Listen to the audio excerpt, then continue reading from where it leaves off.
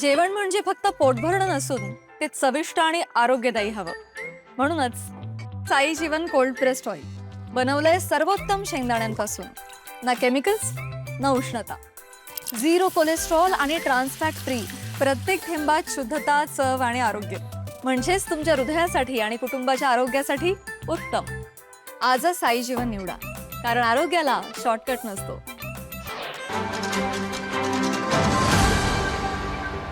महायुती म्हणून गोकुळची निवडणूक लढवायची हे पक्क. जोपर्यंत कच्ची यादी आणि मग पुढे पक्की यादी होत नाही तोपर्यंत किती संस्था ह्या मतदार राहिल्या हे क्लिअर होत नाही. मग ते किती राहिल्या हे क्लिअर झालं की कोणाच्या किती हे क्लिअर होतं. आता काही क्लॅरिटीज नाही आहे ना.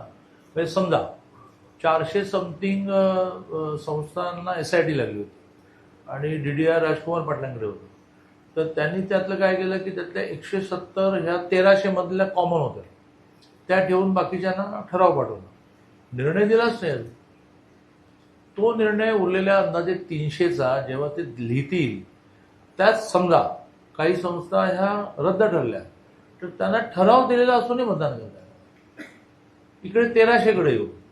1300 मधल्या सगळ्यांच्या सुनावण्या पूर्ण झाल्या पण निकाल लिहिणं बाकी आहे.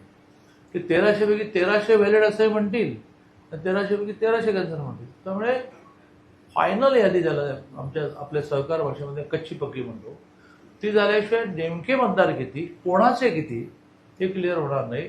त्याच्यावर क्लेम ठरेल. आता समजा अशी कल्पना करू की मी काही फिगर बोलली की आणि ती खरं ठरले की म्हणणं की याला आधी माहिती होतं.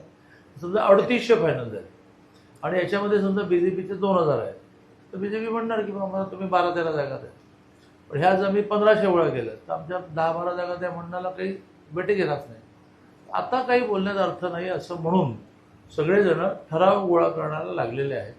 ठराव टेबलवर ठेवा, ती संख्या सांगा. कारण राजकारणामध्ये माझ्याकडे किती याची टोटल ही 20,000 होऊ शकते.